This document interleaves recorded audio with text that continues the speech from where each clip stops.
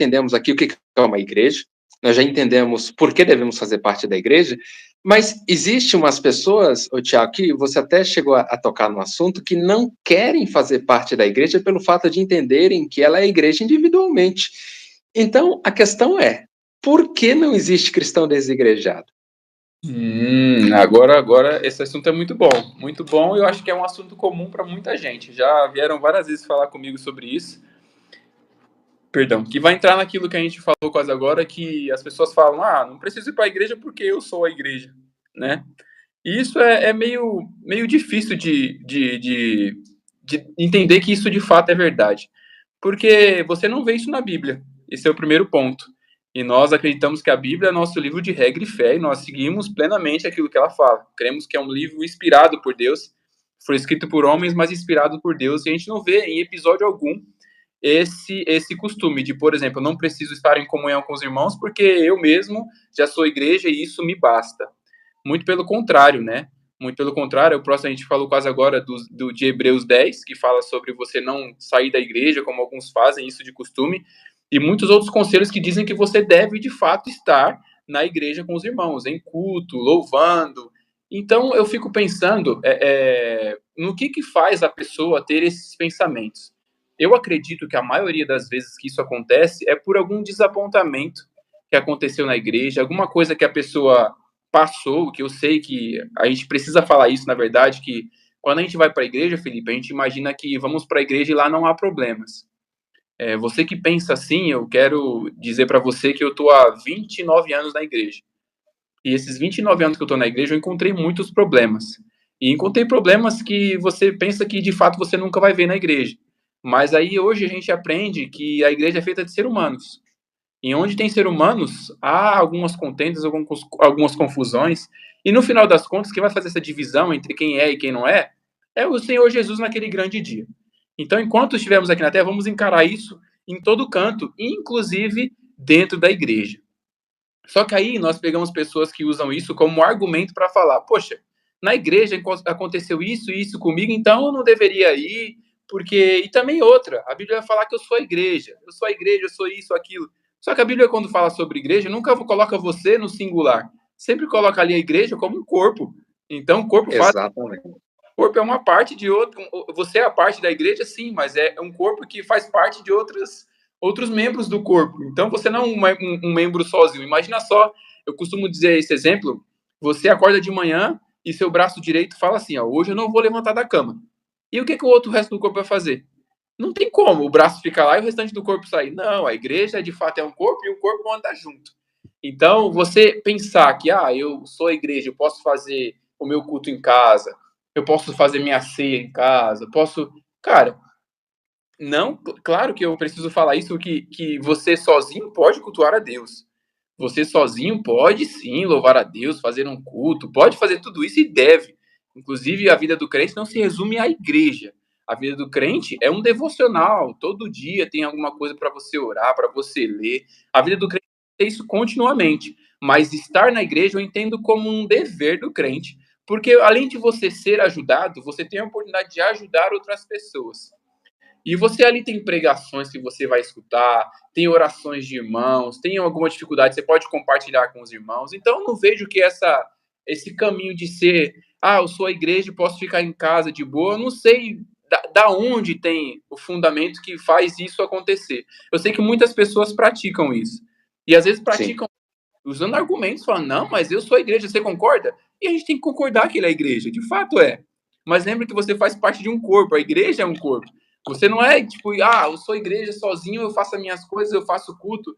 Imagina só que coisa louca, né? Não faz muito sentido. Então, se foi por alguma mágoa que aconteceu na sua vida, cara, tenta resolver isso. Conversa com o pastor, conversa com os pessoal da sua igreja, para que você consiga, né, se reconciliar ali com o problema que você tem. Eu acredito que essa é a vontade de Jesus, que tenhamos comunhão uns com os outros. É porque no céu, você não vai conseguir fazer isso. No céu vai estar todo mundo junto e você vai ter que... Como é que você vai fazer lá? Você vai querer um quarto para você sozinho? Não vai ter. Então, independente da igreja que você vai, da denominação, se você está magoado com alguém, cara, resolve isso. Resolve isso. Geralmente, você fica, quando tem algum conflito com alguém, a gente espera o outro resolver. Mas se você pode resolver, vai lá e resolve você mesmo, tá tranquilo. Faz isso porque essa é a vontade de Deus, eu creio nisso. Faz isso, tá bom? Exatamente. Exatamente.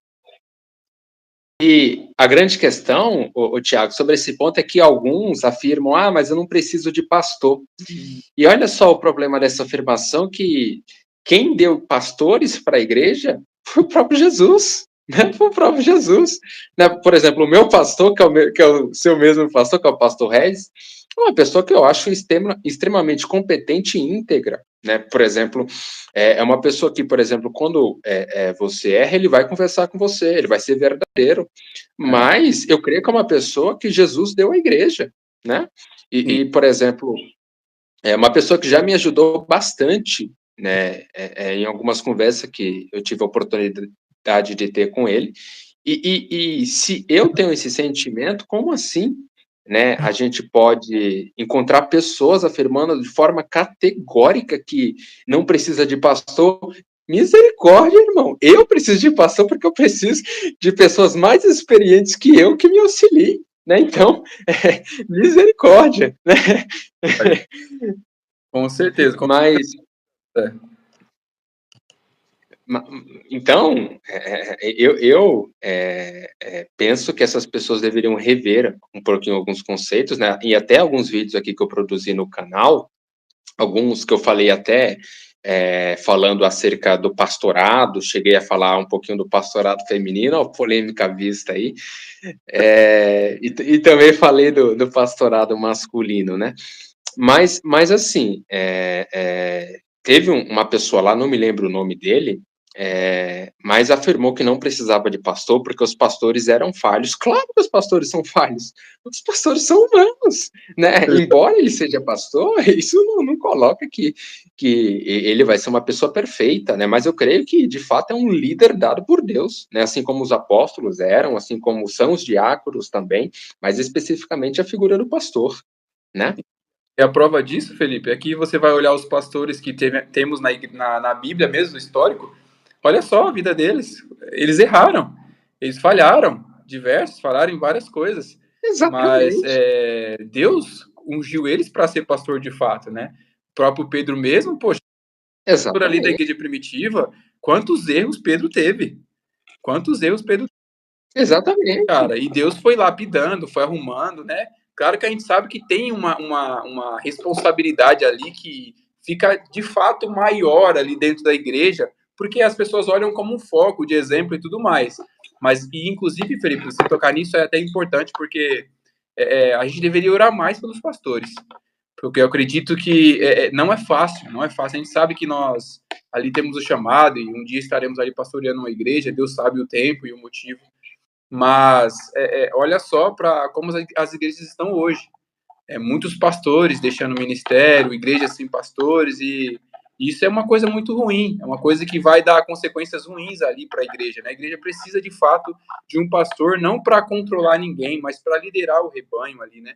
Sabemos que o sumo pastor, o bom pastor é Jesus ali, em João 10, isso está claro que Jesus é o bom pastor, mas, de fato, ele dedicou ali pessoas para pastorear as ovelhas aqui, que vão responder por elas. Então, não fique preocupado em responsabilizar o pastor que fez coisa errada, ou isso, ou aquilo. Temos que combater, sim, aquilo que é errado. Mas saiba que naquele grande dia, no final, todo mundo vai pagar pelo que fez. Porque uma coisa que mais acontece, a gente vê hoje, Felipe, as pessoas falam, mas aquele pastor fez isso e aquilo. E generaliza aquilo. Não é para isso que o pastor foi chamado, para servir as ovelhas. Então, sempre foi assim. Só que, de fato, existem pessoas que fazem coisas erradas. Tem pastores que fazem errado. Mas Deus há de fazer tudo aquilo que precisa ser feito. Todo mundo vai pagar pelo que fez. Mas a ideia de ser pastor é servir a igreja. É muito difícil aquilo. Então, nós precisamos orar pelos pastores. Acredito que esse momento aqui foi oportuno para poder falar sobre isso também. Devemos orar mais pelo pastor, porque não é fácil. É muito difícil lidar. Você que está assistindo é só pensar em você como você mesmo é difícil. Como eu sou uma pessoa difícil, Felipe é uma pessoa difícil e os pastores têm que lidar simultaneamente. Lá na igreja deve ter quantos membros agora? 450, 500 membros? E, cara, por aí. O pastor está ali para servir. Então, imagina, tem igreja de 5 mil membros, mas não que seja mais importante do que aquela igreja que tem 10. Também é importante. Então, é difícil lidar com membro, com ovelha. Ovelha é um bicho cruel, cara. Então, exatamente. Exatamente. pastores, viu? Que Deus abençoe eles. Que Deus abençoe, né? Porque o pastor tem família, o pastor... Imagine, uma pessoa lidar com 400 problemas diferentes. Não é fácil, né? Não é fácil. E se não der, outra pessoa fica chateada, viu? Exatamente, essa é a grande questão.